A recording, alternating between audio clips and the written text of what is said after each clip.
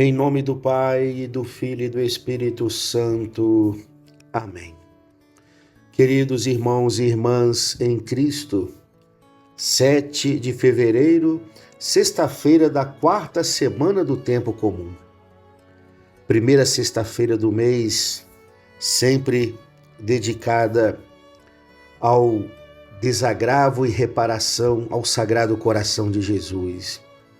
Ainda tão ofendido pelos pecados da humanidade, o evangelho que nós iremos escutar é tirado do capítulo 6 de São Marcos, versículos de 14 a 29.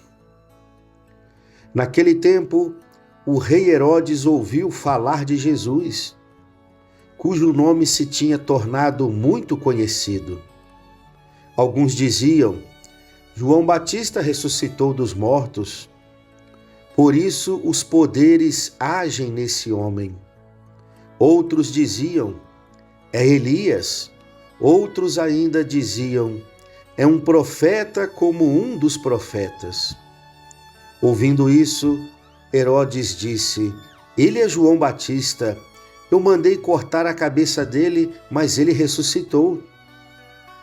Herodes tinha mandado prender João e colocá-lo acorrentado na prisão. Fez isso por causa de Herodíades, mulher do seu irmão Filipe, com quem se tinha casado. João dizia a Herodes: não te é lícito ficar com a mulher do teu irmão. Por isso, Herodíades o odiava e queria matá-lo, mas não podia. Com efeito, Herodes tinha medo de João, pois sabia que ele era justo e santo e por isso o protegia. Gostava de ouvi-lo, embora ficasse embaraçado quando o escutava. Finalmente chegou o dia oportuno. Era o aniversário de Herodes e ele fez um grande banquete para os grandes da corte, os oficiais e os cidadãos importantes da Galileia. A filha de Herodíades entrou e dançou, agradando a Herodes e seus convidados. Então, o rei disse à moça: pede-me o que quiseres e eu te darei. E lhe jurou, dizendo: eu te darei qualquer coisa que me pedires, ainda que seja a metade do meu reino. Ela saiu e perguntou à mãe: o que vou pedir? A mãe respondeu: a cabeça de João Batista. E voltando depressa para junto do rei, pediu: quero que me des agora num prato a cabeça de João Batista. O rei ficou muito triste, mas não pôde recusar.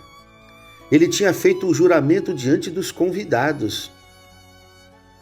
Imediatamente o rei mandou que um soldado fosse buscar a cabeça de João. O soldado saiu, degolou-o na prisão, trouxe a cabeça num prato e a deu à moça. Ela a entregou à sua mãe. Ao saberem disso, os discípulos de João foram lá, levaram o cadáver e o sepultaram. Palavra da salvação. Glória a vós, Senhor. E disse João Batista para Herodes: não te é lícito tomar a mulher de teu irmão como tua esposa. Ainda que tenha sido criado como um ser livre, nem tudo é permitido ao homem. Hoje, a ideia de liberdade que predomina na mente de muitas pessoas é poder fazer o que quiser com a própria vida, mesmo que se faça o mal a si e aos outros. O Criador nos deu a liberdade para o bem, e ela só alcança a sua perfeição quando ordenada para Deus. Ensina o Catecismo da Igreja Católica, no número 1730. Deus criou o homem dotado de razão e lhe conferiu a dignidade de uma pessoa agraciada com a iniciativa e domínio de seus atos. Deus abandonou o homem nas mãos de sua própria decisão, para que pudesse ele mesmo procurar seu Criador e, aderindo livremente a ele, chegar à plena e feliz perfeição. Quando é que o ser humano se torna livre, no sentido mais profundo desta palavra? Quando ele adere livremente a Deus e busca viver nos mandamentos de Deus. A verdadeira liberdade nos direciona para Deus, e em Deus ela alcança a sua plenitude.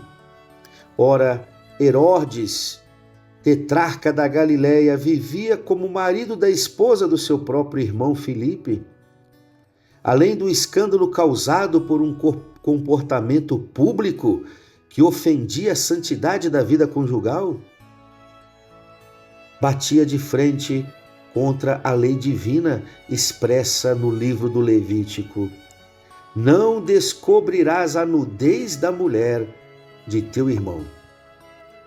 João Batista conhecia bem a palavra de Deus e também as leis de Moisés, e como precursor do Messias, teve a ousadia profética de somar ao anúncio do reino de Deus a denúncia dos pecados daquele rei.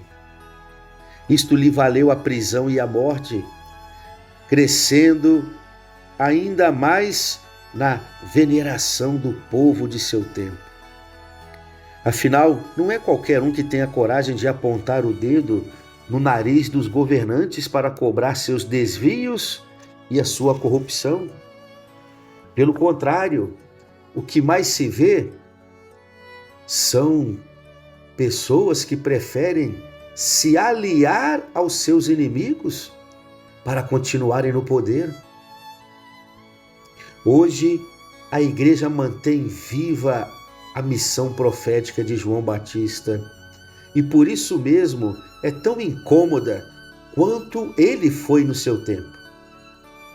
Quando o mundo neopagão, ao qual estamos vivendo, ansioso pelo retorno às barbáries, investe em uma cultura de morte, a igreja luta pela vida. Quando a sociedade materialista defende a eutanásia e o aborto, a Igreja de Jesus Cristo não pode calar-se, repetindo a antiga voz do Sinai: não matarás. Quando o século hedonista defende o divórcio e o casamento entre pessoas do mesmo sexo, a Igreja também não pode ter medo de ser rotulada de conservadora e retrógrada ao insistir naquela lei natural que o próprio Cristo reafirmou. Diante de Deus, o legal jamais poderá substituir o legítimo. Por isso mesmo, toda vez que um tirano sobe ao poder, como Hitler na Alemanha nazista, ou Stalin na Rússia comunista, o seu inimigo preferencial sempre será a igreja, pois ela não se intimida nem silencia a sua voz diante dos crimes dos poderosos. Ao contrário, como João Batista, a igreja precisa continuar gritando para o mundo sempre que necessário: não te é lícito fazer tal coisa.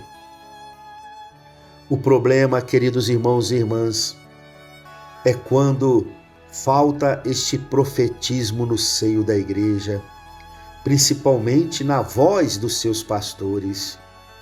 E é o que se vê hoje.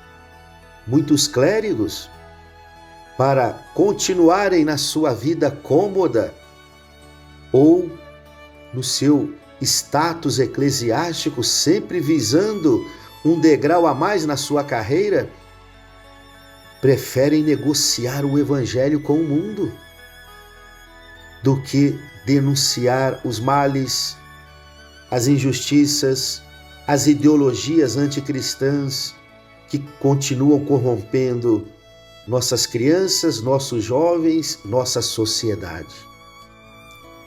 O que se vê hoje não é o profetismo de João Batista, mas é a conivência de muitos dentro da própria igreja, que com medo de receberem represálias ou serem prejudicados na sua carreira, preferem anunciar um evangelho adocicado, que não incomoda ninguém, mas que também não converte ninguém. Por outro lado, os que ainda continuam assumindo o profetismo de João Batista também correrão o risco de sofrerem o mesmo destino que o profeta sofreu, serem calados. Supliquemos ao Senhor que o dom do profetismo jamais se cale no seio da igreja. Se nós nos tornarmos amigos do mundo, nos tornaremos também inimigos de Deus. Que não tenhamos medo de pregar o evangelho na sua radicalidade, pois somente o evangelho pregado desta forma continuará salvando o mundo. Louvado seja o nosso Senhor Jesus Cristo, para sempre seja louvado. O Senhor esteja convosco, Ele está no meio de nós. Abençoe-vos o Deus Todo-Poderoso, o Pai e o Filho e o Espírito Santo. Amém.